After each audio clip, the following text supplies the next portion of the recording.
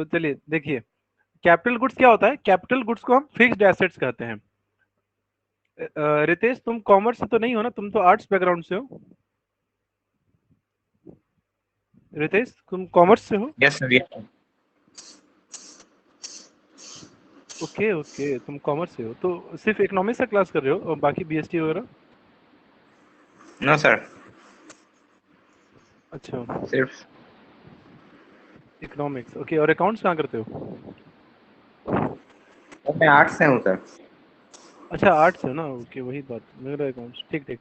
तो देखो, capital goods क्या होता है? फिक्स्ड एसेट होता है। फिक्स्ड एसेट किसको कहते हैं? फिक्स्ड एसेट्स मतलब होता है कि एक, अगर तुम एक बिजनेसमैन हो तो तुम फिक्स्ड एसेट को यूज करते हो अपने यहाँ प्रोडक्शन करने के लिए। मतलब मैं जैसे रितेश के लिए बता रहा हूँ, जैसे हमारे घर में फ्रिज है, वो क्या है? एक फिक्स्ड एसेट है, ठीक है। एक कंपनी तो वाला जब मैक्रो प्रोडक्शन पढ़ाई हो करता रहा है, है ना? हाँ मैक्रो पढ़ाई हो रहा है। एक, ये सब बुक में मत खोजना, ये सब मैं सीबीएसई के ही नोट्स दूंगा, ठीक है। इसमें बहुत से टॉपिक्स होंगे जो तुम लोग को नहीं मिलेगा, तो चुपचाप से जो बता रहा हूँ वो लिख पढ़ते जाना सारा। यस। तो फिक्स्ड एसेट किसको कहते हैं? फिक्स्ड एसेट्स कहते हैं हमारे संपत्तियों को, एसेट्स को, जो हमको बिजनेस करने में हेल्प करते हैं। अगर मैं कोचिंग इंस्टीट्यूट खोला हूँ तो मेरे लिए जो वहाँ पे टेबल है, ये लैपटॉप है, पंखे हैं, चेयर्स है, ये सब क्या मेरे लिए एसेट है। लेकिन उसमें से फिक्स्ड एसेट्स कौन होगा? जो सबसे महंगा हो, जिसकी कीमत सबसे ज्यादा हो, ठीक है। तो कैपिटल गुड्स वो होते हैं जो किसी भी प्रोड्यूसर्स के लिए फिक्स्ड एसेट्स होते हैं। Example, plant and machinery. इनका उपयोग किस लिए किया जाता है? या तो हम रिप्लेसमेंट करेंगे ऑफ कैपिटल स्टॉक। चलिए रितेश, एक क्वेश्चन का आंसर दो, ठीक है, बाकी कोई नहीं बोलेगा। रितेश, मान के चलो तुम्हारे घर में, तुम जहाँ रहते हो, लेट से तुम्हारे घर में 2 रूम है, दोनों रूम में 2 पंखा है, ठीक है। तुम्हारे पापा एक यस पंखा सर। लेकर आते हैं, ठीक है। अब वो एक पंखा लाने का क्या क्या उद्देश्य, रीजन हो सकता है, क्या क्या पॉसिबिलिटीज होंगी? वो एक पंखा एक्स्ट्रा क्यों लेकर आए? सर कोई खराब हो गया होगा, हम्म, ठीक है, या मान चलो फिर खराब भी नहीं हुआ है, फिर अ, ऐसे ही कम ज्यादा हवा दे रहा, मतलब, हाँ कम कम हवा हवा दे दे रहा रहा तो हो। दो पंखा लगा लेंगे रूम में, एक रूम में, ठीक है। तो उसी पॉइंट को समझाने की, उसी पॉइंट को यहाँ पर लिखा गया है। हम एक एसेट को खरीदते हैं रिप्लेस करने के लिए, ठीक है। तो जो भी कोई प्रोड्यूसर होता है, वो किसी एसेट को खरीदता है तो दो ही रीजन होते हैं। या तो पहले से कोई मशीन चल रहा है, वो खराब हो गया, उसको रिप्लेस करके हम दूसरा नया लगा देंगे। या यस। मेरे यहाँ पहले से एक मशीन था, लेकिन उससे उतना अच्छा काम नहीं हो पा रहा, या मुझे मानो चलो मशीन अच्छी भी काम कर रही है, बिल्कुल नहीं है, लेकिन मुझे अपना प्रोडक्शन कैपेसिटी बढ़ाना है। 2 मशीन लगाया है, वो दोनों मिलकर 1000 बना रही हैं, मुझे 1500 चाहिए, तो उसके लिए मैं एक एक्स्ट्रा मशीन लाया। तो इसी को कहते हैं addition to the capital stock. Capital stock का मतलब हो गया अपने कैपिटल एसेट्स में हम इंक्रीज कर रहे हैं, ठीक है, या अपने कैपिटल स्टॉक को हम क्या कर रहे हैं? रिप्लेस कर रहे हैं, ठीक है। तो ये क्या होते हैं? ये ड्यूरेबल गुड्स होते हैं। कल हम लोग की क्लास में हम लोगों ने पढ़ा था durable, semi durable, non durable और सर्विसेज। तो ड्यूरेबल गुड्स क्या होते हैं? ड्यूरेबल गुड्स वो गुड्स होते हैं जिनकी वैल्यू काफी ज्यादा हो, जो काफी महंगी हो, ठीक है, जिनका हम बार बार यूज कर सकते हैं, लेकिन इनकी प्राइस भी क्या होती है? काफी ज्यादा होती है। आपके घर में जो अगर मोटरसाइकिल, वो क्या है? फिक्स्ड एसेट्स, वो ड्यूरेबल गुड्स है, ठीक है। लेकिन आप यहाँ जो खाने पीने का सामान आता है, वो क्या है? नॉन ड्यूरेबल, ठीक है। इसको इसको ब्रैकेट में करता हूँ, और 5 वैल्यू।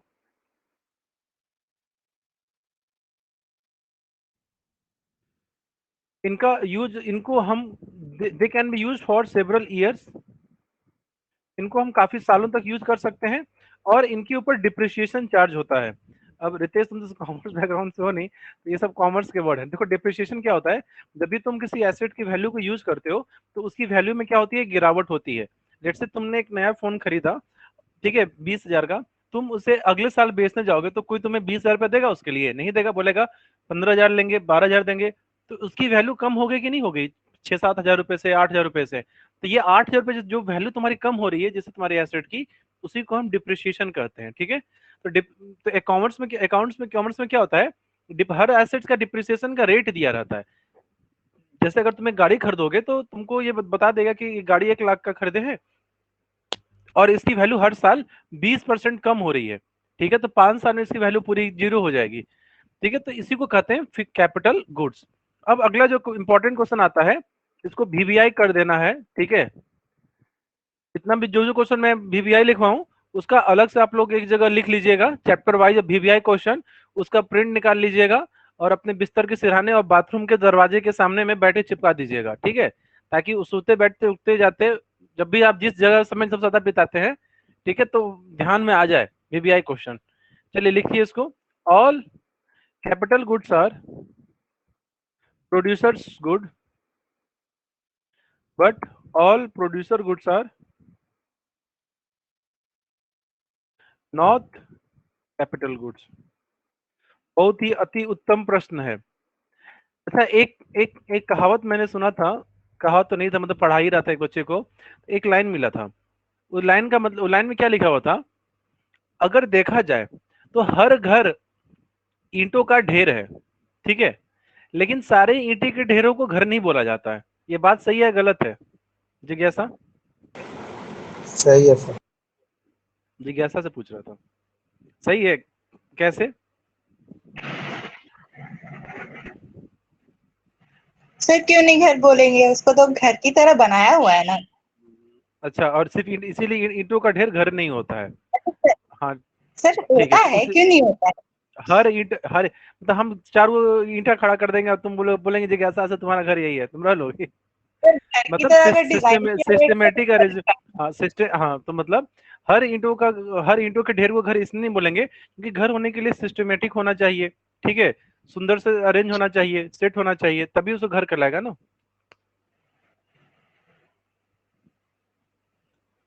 चलिए, तो इसे लिखते हैं, all capital goods are producer goods, but all producer goods are not capital goods. लिखिए, producer goods are those goods which are used in the production process. देखो, जब प्रोडक्शन का प्रोसेस हो रहा है, उस प्रोसेस के बीच में हम कोई भी, कुछ भी, ऐसी कोई भी वस्तु जिसको हम प्रोडक्शन प्रोसेस में उत्पादन के समय यूज करते हैं, वो गुड्स हमारे लिए क्या कहलाता है? प्रोड्यूसर गुड, ठीक है। वो दे कैन बी, ये लिखवाएंगे हम लोग। आप फिर से लिखिए, दे कैन बी, देर मत लिखना, रफ में लिखो उसको, रॉ मटेरियल्स। एक कच्चे माल को प्रोड्यूसर गुड्स बोला जाता है, ठीक है। सेमी फिनिश गुड्स,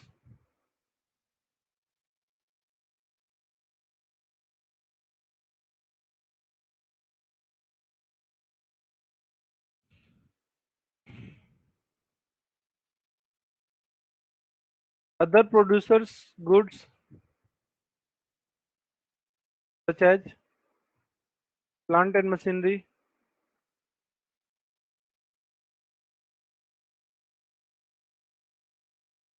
ठीक है, तो प्रोड्यूसर गुड्स होता है जो गुड्स हम प्रोडक्शन प्रोसेस में यूज करते हैं, ठीक है। वो या तो रॉ मटेरियल भी हो सकते हैं, या सेमी फिनिश गुड्स भी हो सकता है, या कोई दूसरे गुड प्रोड्यूसर गुड्स हो सकता है, ठीक है। जैसे इसका मतलब क्या हुआ, मान के चलो कि तुम्हारे होटल का दुकान था, तुम अपने यहाँ मिक्सी यूज करते हो, तो मिक्सी क्या है? अपने मिक्सी भी खुद में एक प्रोड्यूसर गुड ही है ना। एक कंपनी है, सुजाता कंपनी, ठीक है, जो मिक्सी ग्राइंडर बनाती है, और तुम अब उसको अपने होटल में यूज करते हो खाना बनाने के लिए, तो तुम भी प्रोड्यूसर हो, वो भी प्रोड्यूसर है, उसने एक गुड्स बनाकर बेचा तो तुमने उसको यूज किया। तो देखो, प्रोड्यूसर गुड्स में हर वो वस्तु जो हमको प्रोडक्शन प्रोसेस में हेल्प की, वो क्या होता है? प्रोड्यूसर गुड्स होता है, ठीक है। They can be both durable, they can either be durable, comma semi durable,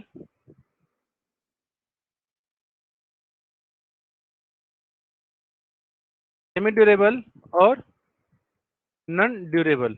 ये या तो ड्यूरेबल भी हो सकते हैं, या सेमी ड्यूरेबल भी हो सकता है, या नॉन ड्यूरेबल भी हो सकता है, ठीक है।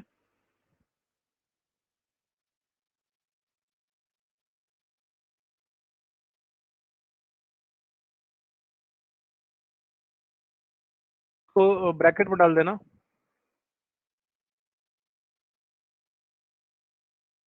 ठीक है।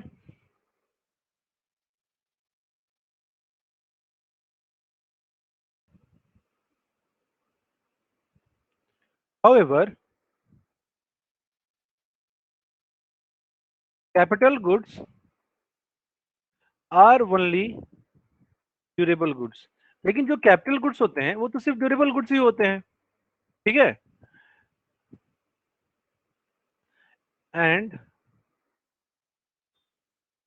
all items that are used in the production process need not necessarily be durable goods. लेकिन प्रोडक्शन प्रोसेस में हम लोग तो कई बार नॉन ड्यूरेबल गुड्स भी यूज करते हैं, ठीक है। इसीलिए hence it is clear that all capital goods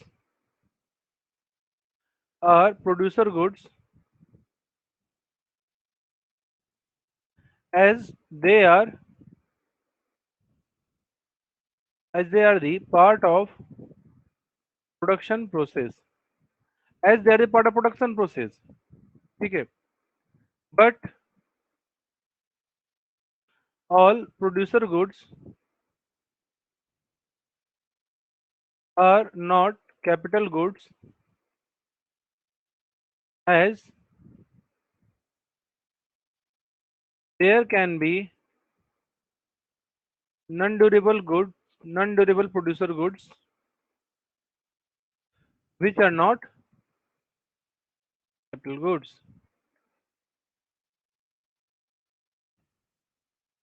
ठीक है, तो इसीलिए ऑल कैपिटल गुड्स को प्रोड्यूसर गुड्स तो बोला जा सकता है, लेकिन सारे प्रोड्यूसर गुड्स कैपिटल गुड्स होंगे जरूरी नहीं है, ठीक है। समझ में आ गया सबको?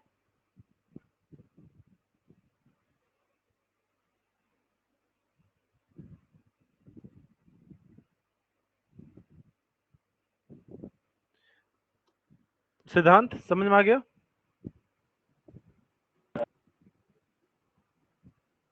जिज्ञासा समझ में आ गया?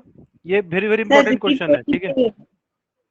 देखो कैपिटल गुड्स को सिर्फ उसी गुड्स को कैपिटल गुड्स वही गुड्स हो सकता है जो ड्यूरेबल है। ड्यूरेबल मतलब जो लंबे समय तक चल सकता है, जिसकी वैल्यू काफी ज्यादा है, ठीक है। लेकिन प्रोड्यूसर गुड्स में सिर्फ वही गुड्स, प्रोड्यूसर गुड्स में तो मान के चलो कि तुम्हारे यहाँ खाना बन रहा है, ठीक है। तो खाना बनाने में तुम पहले बताओ जिज्ञासा, तुम पहले सारा डिफिनेशन पढ़ी थी कल? पहले सच सच बताओ, ड्यूरेबल नॉन ड्यूरेबल ये सब पढ़ी थी कल? हाँ सर।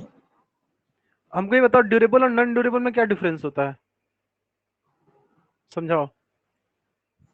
और ये क्लास की रिकॉर्डिंग भी हो रही है, कल के लेक्चर यूट्यूब में अपलोड होगा, और हमारे बीच के जो वार्तालाप हो रहा है इसको भी, ये भी रिकॉर्डिंग होगा। तो तुम तो चूंकि पढ़ी हो तो कोई दिक्कत वाली बात तो है नहीं।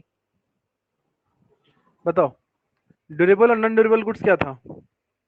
सर ड्यूरेबल मतलब जो चीज लंबे समय तक चले, जैसे कोई ठीक है। मशीन। हाँ ठीक है। जैसे और कोई non durable? Machine non durable और नॉन बताओ। जो लंबे समय तक नहीं चल सकता है। नहीं तो उसके लंबे से तो लंबे से मान के चलो कोई सामान है 2 साल चला, 1 साल, लंबे समय मतलब कितना टाइम पीरियड होता है? मतलब मान के कम तुम से कपड़ा कम ली हो, वो ड्यूरेबल गुड्स है वो? नो सर, तो कौन सा गुड है वो नॉन ड्यूरेबल होगा। कान के नीचे देंगे भाई, नॉन ड्यूरेबल है वो, सेमी ड्यूरेबल गुड्स है वो। तुम नहीं पढ़ी हो? 3 तरीके के 4 तरीके के गुड्स थे। एक थे ड्यूरेबल गुड्स जो 6 7 8 10 साल चले, एक होते हैं जो 1 साल 2 साल ही चलते हैं, उनको कहते हैं सेमी ड्यूरेबल, और तीसरा कैटेगरी होता है नॉन ड्यूरेबल जो 1 2 दिन से ज्यादा चल ही नहीं सकते, जैसे दूध बटर खाने पीने का सामान। और एक होता है चौथा आखिर सर्विसेज। सर्विसेज किसको कहते हैं? सेवाएं। जैसे मैं आपको सर्विस दे रहा हूँ, पढ़ा रहा हूँ, इनका कोई रूपरेखा नहीं होता है, इनका कोई फिजिकल वजूद नहीं होता है, और लेकिन ये फिर भी हमारी जरूरतों को क्या करते हैं, पूरा करते हैं, ठीक है। तो प्रोड्यूसर गुड्स जो होते हैं, जैसे वही कर रहा हूँ, तुम अपने घर में अगर लेट से खाना बना रही हो, तो गैस चूल्हा है, गैस स्टोव है, वो कौन सा गुड है? वो ड्यूरेबल गुड्स है जो सिलेंडर, ठीक है। लेकिन सिलेंडर में से जो गैस निकल रही है वो कौन सा गुड हो गया? वो तो नॉन ड्यूरेबल है। समझी कि नहीं समझी? जो तेल तुम डाल रही हो खाना बनाने में, तेल या सब्जी, वो तो नॉन ड्यूरेबल गुड्स है ना, वो तो एक बार डाल दी खत्म हो जाएगा वो, ठीक है। लेकिन लेकिन वो प्रोड्यूसर गुड्स की कैटेगरी में जरूर आएगा। प्रोड्यूसर गुड्स में तो कि तुम जो खाना बना रही हो, उस खाने बनाने की प्रक्रिया में तुमने जितनी भी वस्तुओं का इस्तेमाल किया, सब के सब क्या कहलाएंगे? प्रोड्यूसर गुड्स हैं। उसमें गैस सिलेंडर भी आएगा, चूल्हा भी आएगा, ठीक है, जो तुम्हारे बर्तन है, कढ़ाई है, वो भी आएगा। लेकिन उसमें से क्या सारे गुड्स कैपिटल गुड्स हैं? क्या सारे ड्यूरेबल हैं? क्या नहीं। उसमें तेल तुम्हारा क्या है? नॉन ड्यूरेबल है। सब्जी क्या है? वो नॉन ड्यूरेबल है, ठीक है। लेकिन कढ़ाई है, वो क्या है? ड्यूरेबल गुड्स है। अब अंतर समझ रही हो? प्रोड्यूसर गुड्स में तो सब कुछ आ जाता है। प्रोडक्शन करने के टाइम पे तुम जो भी डाली हो, चाहे वो ड्यूरेबल हो चाहे नॉन ड्यूरेबल हो, ठीक है, चाहे वो नॉन सेमी ड्यूरेबल गुड्स हो, ये सब प्रोड्यूसर गुड्स कहलाता है। लेकिन कैपिटल गुड्स सिर्फ और सिर्फ उसी को कहा जाएगा जो क्या है? फिक्स्ड एसेट है, जिसको लंबे समय तक यूज किया जा सकता है, जिसको हम बार बार यूज कर सकते हैं। इसीलिए बोला जाता है सारे कैपिटल गुड्स तो प्रोड्यूसर गुड्स होते हैं, लेकिन सारे प्रोड्यूसर गुड्स कैपिटल गुड्स नहीं होते हैं। समझ में आया बात? सर आप इसमें, सर इसमें आप 3 पॉइंट्स लिखवाए, सब पहले 2 ही पॉइंट लिखवाए। तुम ना पहले का छोड़ो, बैठ के कंपैरिजन मत करो। चुपचाप से जो अभी लिखवा रहे हो लिखवा, अभी जो लिखवा रहे हो ज्यादा बेटर नोट्स है पहले वाले के लाइन का कंपेयर में। सर पहले वाला सर याद कर दिए हुए। चलो कोई बात नहीं, पहले वाला भी सही है, गलत तो वो भी नहीं था, गलत तो ये भी नहीं है। जब भी हम कुछ बार बार लिखवाते हैं तो एक दो पॉइंट आगे पीछे हो जाता है, याद कर लो, कोई दिक्कत नहीं उसे। मेन जो आत्मा होती है ना, जो दिल होता है ना, वो एक ही होता है, ठीक है। तो दिल एक ही है दोनों में, ठीक है, ज्यादा भावनाओं में नहीं बहना है। चलो अब लिखो differentiate between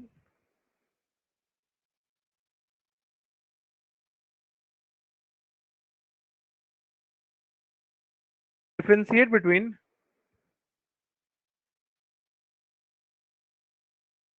consumption goods and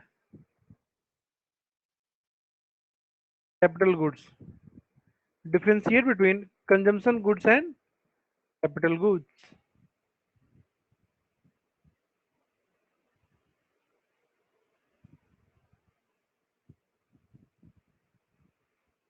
हम्म।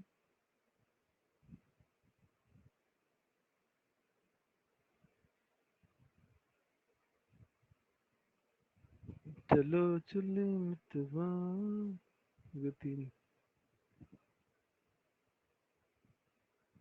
चलो चलो बिल्कुल सुंदर से एकदम बनाना है, एकदम डिजाइन दिल खुश हो जाए देख के।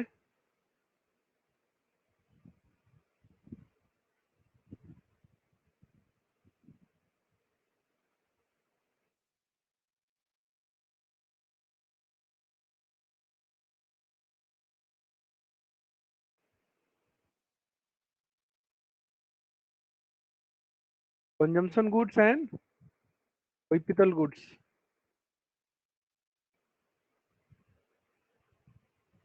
चलो कंजम्पशन गुड्स किसको कहते हैं? कंज्यूमर गुड्स को बोलते हैं, ठीक है। जो कंफ्यूज होंगे लिख लेना कंज्यूमर गुड्स। कल हम लोगों ने पढ़ा था कंज्यूमर गुड्स 4 कैटेगरी के होते हैं, durable, non durable, semi durable और सर्विसेज। लिखिए, they lead to direct satisfaction of wants. इससे हमारी इच्छाएं, चाहत, दिले, तमन्ना, ख्वाहिश डायरेक्टली पूरी हो जाती है, ठीक है। लेकिन कैपिटल गुड से आपकी इच्छा, तमन्नाएं डायरेक्टली सेटिस्फाइड नहीं होंगी, इनका आपको उपयोग करना पड़ेगा। जैसे अगर मोटरसाइकिल है, आपको किसी से मिलने की बहुत दिल में एकदम चाहत धड़कार कर निकल रही है, तो गाड़ी चला के लेके जाना पड़ेगा। गाड़ी को लेकर आप गले लगे लगा लीजिएगा, उससे कोई इच्छा पूरी नहीं होगी आपकी, ठीक है। उल्टा अगर गाड़ी गर्म है तो जल भी जाइएगा। देख दे एक मिनट रुक जाओ। They do not lead to direct satisfaction of सही बॉन्ड। भी बीबीआई है क्या? या सब वीवीआई है। अगर हम मान के चलो रिसू सब बुक में बोल दे कि हम जितना एक एक लाइन एक एक पन्ना वीवीआई बोल देंगे, तुम सबको रटोगे? तो सबको वीवीआई मानो तुम। एक बार याद रखना, एक चीज आप लोगों को मैं समझा देता हूँ। जैसे रितेश, तुम आर्ट्स किस पर्पज से लिए हो? क्या चीज की मतलब, क्या करना है? जनरल कंपटीशन की तैयारी करनी है, आईएएस वगैरह का तैयारी करना है, या क्या करना है? Yes sir. बिल्कुल। अच्छा तो किस सब्जेक्ट से है तुम्हारा? हिस्ट्री, हिस्ट्री है क्या? Yes sir. हिस्ट्री, सिविक्स, अच्छा पॉलिटी है, ओके ओके ओके, बहुत बढ़िया। मेरा 2019 का जो लड़का डिस्ट्रिक्ट टॉपर था, पुट्टू कुमार, ठीक है, तो वो भी आर्ट्स बैकग्राउंड से था, उसको थे इकोनॉमिक्स में 94 मार्क्स। एक बेवकूफ़ी का एक छोटी सी गलती कर देने तो उसे 100 में 100 रहता है इकोनॉमिक्स में। तो उसे आया था 91%। उसका एडमिशन दिल्ली यूनिवर्सिटी में हुआ है, ठीक है, नाम सुने हो Delhi yes sir. University? Yes sir sir. Delhi हमारा भी यूनिवर्सिटी में तो उसमें डॉक्टर जाकिर हुसैन कॉलेज है, नॉर्थ कैंपस। दिल्ली यूनिवर्सिटी में कॉलेज होते हैं ना, दो कैंपस में बटे हुए हैं, नॉर्थ कैंपस और साउथ कैंपस। जो सबसे टॉप कॉलेज होते हैं वो नॉर्थ कैंपस में आते हैं, ठीक है। साउथ कैंपस वाला एरिया ना थोड़ा सा टाउन एरिया, मतलब बॉर्डर पे है, ठीक है, जैसे कांटी वगैरह हो गया यहाँ पे, या तुर्की हो गया, उस तरह के एरिया पे वो साउथ कैंपस में है। तो जब आप 12th के बाद जब तुम जाओगे ना, 12th के बाद जो दुनिया तुमको फेस करना पड़ेगा, ठीक है, जनरल कंपटीशन की दुनिया, वहां पे सीबीएसई और बिहार बोर्ड का फर्क आपको एडवांटेज नहीं मिलने वाला है। तब आपका कंपटीशन हर किसी से होगा, इसीलिए नॉलेज रखना जरूरी है। और इनफैक्ट आज भी वो लड़के से, जैसे 2 साल हो गया हुआ है, आज भी वो लड़का से मैसेज आता है, क्लास में बात होता है, कहता है कि सर आपने, जैसे बिहार बोर्ड में मैं इसका 50% टॉपिक हटा दूंगा ना, तुम फिर भी 90% स्कोर कर सकते हो, ठीक है। लेकिन नॉलेज जब नहीं होगा तो आगे की परीक्षाओं में तुम कभी compete ही नहीं कर पाओगे किसी से। नॉलेज रखो, चीजों को समझ जाओ। जब हम लोग 10 ईयर, जब एग्जाम का लास्ट टाइम पे जब हम लोग प्रैक्टिस करेंगे मॉडल टेस्ट पेपर, उस टाइम पे हम लोग टॉपिक्स को अलग कर लेंगे, ठीक है, इंपॉर्टेंट जरूरी क्या है। लेकिन समझना एक एक बात है, तो कल को जब तुम वैसे जगह पर जाओगे ना, जो कहाँ जनरल कंपटीशन होगा, जहाँ पे सारे बच्चे आएंगे तुमसे कम्पीट करने के लिए, तब वहां पे तुम फिर नॉलेज नहीं ले सकते हो, फिर ये 2 साल की पढ़ाई का जो नुकसान हो जाएगा। समझ रहे हो रिशु? इसीलिए नॉलेज एक्वायर करो जीवन में, जीवन जितना ज्यादा नॉलेज रहेगा उतना ज्यादा आप दूसरों से आगे रहिएगा, ठीक है। चलिए, मोटिवेशन स्पीकर भी हम बन गए थे, अब वापस आ जाते हैं धरती पे। तो देखिए, they lead to direct satisfaction of want, but they do not lead to direct satisfaction of want, ठीक है। They are purchase by household. Household किसको कहते हैं? बस तो आप फिलहाल के लिए हाउस होल्ड को समझो, जो कंज्यूमर का ही दूसरा नाम होता है हाउस होल्ड। बाकी हाउस होल्ड एक बहुत बड़ा टर्म है, आगे में उसको डिटेल में पढ़ेंगे। They are use by producers. इसको कौन यूज करता है? प्रोड्यूसर यूज करते हैं। They are use producer, they are use by household, ठीक है।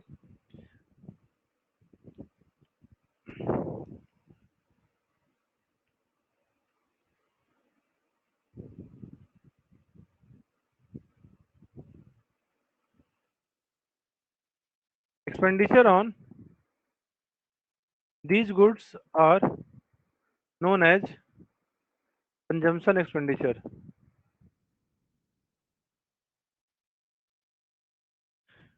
पता है एक बात, अगर तुम लोग से किसी भी, मतलब अगर मतलब अगर तुम लोग अपना लाइफ का गोल, जैसे रितेश ने बोला कि इसने इसका गोल टारगेट सेट है, ठीक है, तो तुम लोग भी ना अपना गोल टारगेट सेट कर लो, नहीं तो ऐसे लोगों से, ऐसे बच्चों से आप कभी जीत नहीं पाओगे आगे रेस में। कल को तुम में से कोई अगर सोचेगा कि चलो यार बैंक पीओ का तैयारी किया जाए, जनरल कंपटीशन का एसएससी रेलवे का तैयारी किया जाए, तुम्हें पता है जैसे रितेश 5 साल अभी ये आर्ट्स पढ़ेगा, ये आर्ट्स में से ज्योग्राफी पढ़नी होगी, हिस्ट्री पढ़नी होगी, पॉलिटिकल साइंस पढ़ना होगा, और ठीक है। अब पता है सबसे ज्यादा तकलीफ तुम्हें किसी एक सब्जेक्ट में होता है, वो जनरल नॉलेज का पेपर होता है, जीके का पेपर होता है ना, नानी याद दिला देगा। जीके आप 1 साल 6 महीने पढ़ के याद नहीं हो पाएगा आपको, पहले याद रखना। उसमें इतने सारे फैक्ट हैं, इतने सारे बातें हैं, ठीक है। इसीलिए तुम सभी लोग अपना टारगेट सेट कर लो। तुम में से किसी को सीए करना है, सीए के सब्जेक्ट्स पीडीएफ वगैरह स्टार्ट कर लो पढ़ना, फ्री में जो भी टॉपिक्स मैच हो रहे हैं उसको भी कवर अप कर लो। उसके भी चाहो तो क्लासेस, जो कि दोनों के सेम सब्जेक्ट्स होते हैं, स्टार्ट कर दो। अभी से तुम अगर टारगेट गोल सेट कर लोगे ना, आगे की लाइफ डिसाइड होगा। तुम में से तो शायद एक ही दो ही बच्चे होंगे जिनको पता होगा हमको करना क्या, नहीं तो बाकी रैंडमली बस पढ़ रहे हो ऐसे करके, ठीक है। अपना अपना देख लो, तुम्हारे सब बीच में ही लोग ऐसे ऐसे स्टूडेंट लोग हैं जिनका जो 11 से ही तैयारी में लग चुके हुए हैं। एक्सपेंडिचर ऑन, और आप लोग बैठ के अभी पबजी खेल रहे हैं। Expenditure on these goods are known as investment expenditure लगता है जब क्लास में ऐसे बच्चे ज्वाइन करते हैं। They lead to direct satisfaction of want. They do not lead to direct satisfaction of want. They are purchased by household. They are purchased used by producers. इनको कौन यूज करता है? प्रोड्यूसर्स यूज करते हैं। ठीक है, अब देखो जैसे जैसे मैं डबल कोट्स और मैं लिख रहा हूँ ना, आप लोग भी ऐसे ही प्रेजेंटेशन एग्जाम में दोगे। एक बात हमेशा याद रखना, थ्योरी पेपर में आपका प्रेजेंटेशन सबसे ज्यादा मैटर करता है। ठीक है, थ्योरी पेपर में क्या होता है ना, ऑलमोस्ट सभी बच्चे को आंसर एक जैसा लगता है, तो एक ही बात पे आपको मार्क्स थ्योरी में 100 में 100 मिलता है, वो है आपका प्रेजेंटेशन। प्रेजेंटेशन जितना नीट क्लीन, जितना साफ सुथरा, जितना अच्छे से आप अंडरलाइन कॉमा जब आप ये बुलेट्स एंड नंबरिंग का यूज करोगे, ठीक है, उतना ज्यादा आपको मार्क्स आएगा। समझे बात? तो ये मतलब 3 मार्क पे क्वेश्चन आता है, डिफरेंट कंजम्पशन एक्सपेंडिचर और कैपिटल कंजम्पशन गुड्स और कैपिटल गुड्स का। इसको लिख लेना, मेरे ख्याल से सारे लोग लिख लियो, आगे बढ़ रहे हैं।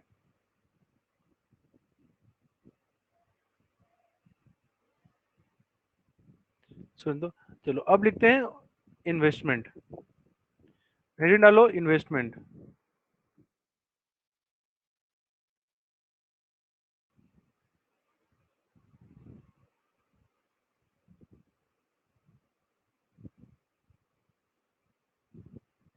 लिखिए, इन्वेस्टमेंट refers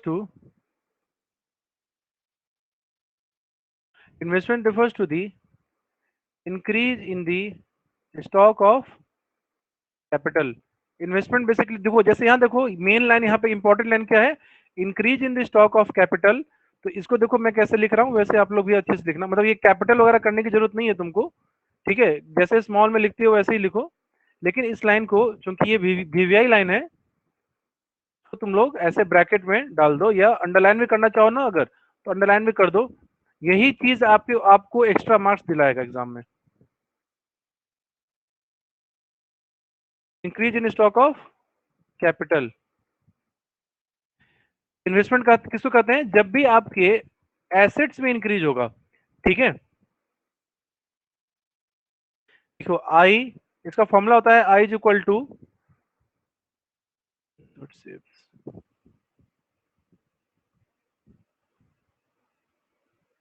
ये ट्रायंगल का साइन देना, लिखना के। इस ट्रायंगल को बोलते हैं डेल्टा। इस ट्रायंगल को क्या बोलाता है? Delta. I is equal to delta K. ठीक है, ये इसका इक्वेशन होता है। लिखो, अब यहां लिखो, here I is equal to investment, K is equal to capital stock, और ये जो ट्रायंगल और के है,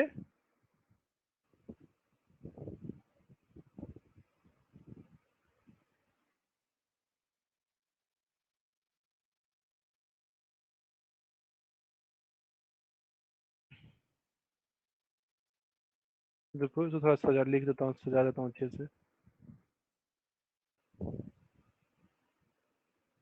delta K is equal to change in capital stock during year, कि आपके कैपिटल स्टॉक में क्या चेंज हुआ है। जैसे मान के चलो, इन्वेस्टमेंट तुम किसको कहते हो? मान के चलिए आपके बैंक अकाउंट में 1 लाख रुपया था, बैंक ने उस पर इंटरेस्ट दिया, अब आपके खाते में 50,000 रुपए एक्स्ट्रा आ गया, अब आपके अकाउंट में कितना टोटल बैलेंस हो गया? 1.5 लाख। तो यहाँ पे इन्वेस्टमेंट कितने का हुआ है? 50,000 का इन्वेस्टमेंट हुआ है। तो 50,000 कैसे निकल के आया? 1.5 लाख में से आपने क्या किया? 1 लाख को घटा दिया। तो ये जो साइन है ट्रायंगल का ना, इसको हम कहते हैं, जो ट्रायंगल साइन है यहाँ पे, triangle sign is known as delta, which means change. ठीक है, that is current minus previous.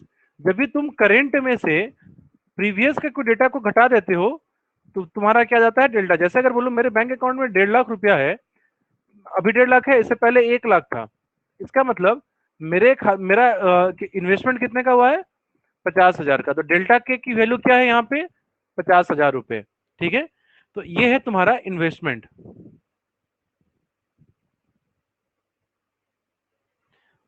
ठीक है, ये तो ऐसे ही करने के लिए लिखा। चलो लिखिए, change in stock is also known as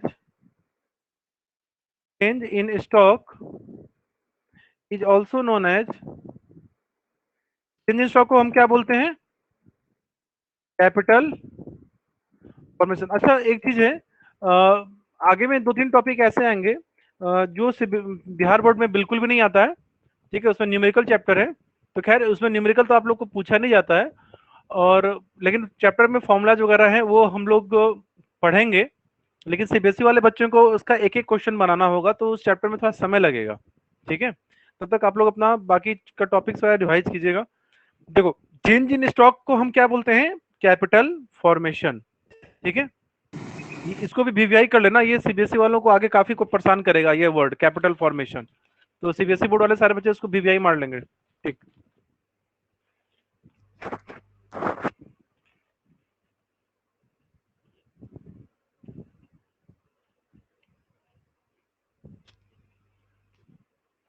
देखिए अब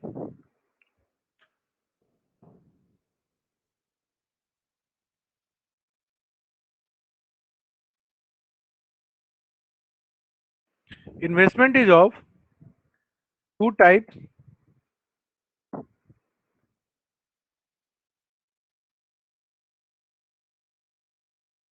ए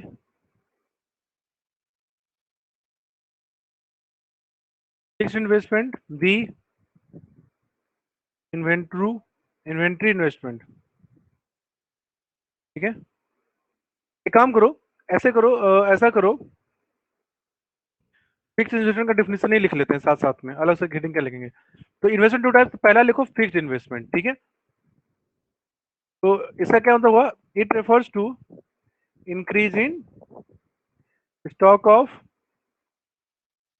फिक्स्ड एसेट। जब भी आपके फिक्स्ड एसेट्स के स्टॉक में इंक्रीज होगा, ये क्या कहलाएगा? Fixed investment. ठीक है, जैसे एक मशीन था, आपने एक और मशीन खरीद लिया। ठीक है,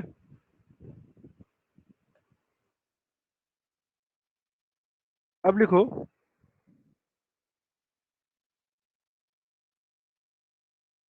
लिखिए increase in fixed investment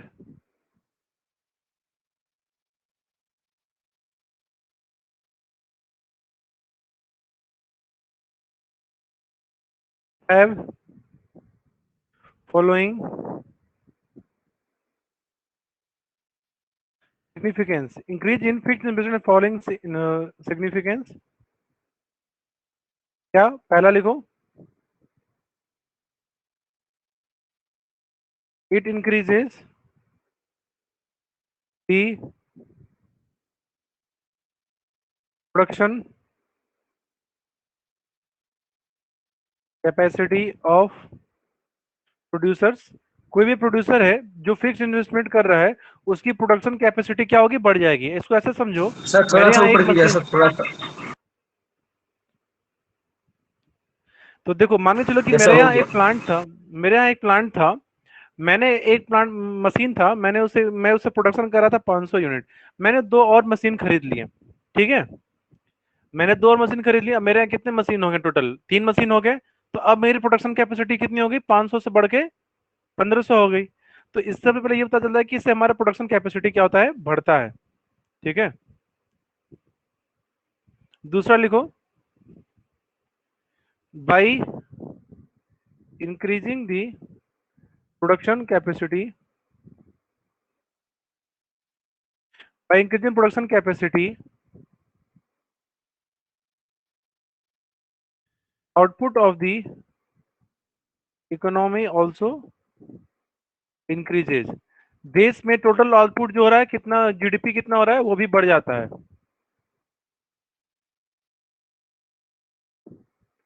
higher output leads to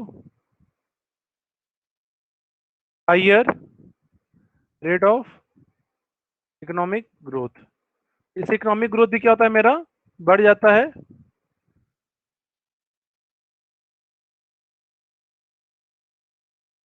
increased, आपका जीडीपी भी क्या होता है? बढ़ जाता है। आपका जो देश का जीडीपी होती है वो भी क्या होती है, बढ़ जाती है, और ये देश के लिए एक अच्छी बात है। ठीक है, क्लियर है पॉइंट आप लोग को ये तीनों? जीडीपी क्या होता है? जीडीपी कहते हैं कि एक साल में किसी भी देश में उसके यहाँ टोटल गुड्स एंड सर्विसेज का कितना उत्पादन हुआ, उसी को जीडीपी कहते हैं। जीडीपी जितनी ज्यादा हो रही है इसका मतलब उस देश के यहाँ प्रोडक्शन प्रोसेस उतना ज्यादा हो रहा है, आउटपुट उतना ज्यादा आ रहा है, वो देश उतना इकोनॉमी उतना ग्रो कर रहा है। ठीक है, तो जीडीपी बढ़ने का ये फायदा होता है। तो जब भी फिक्स्ड इन्वेस्टमेंट बढ़ेगा उसका ये फायदा हम लोगों को देखने को मिलता है। क्लियर है पॉइंट आप लोग को ये सारा पॉइंट? ऋषु, जिज्ञासा, पूजा, ये सब समझ में आया जो भी पढ़े हैं?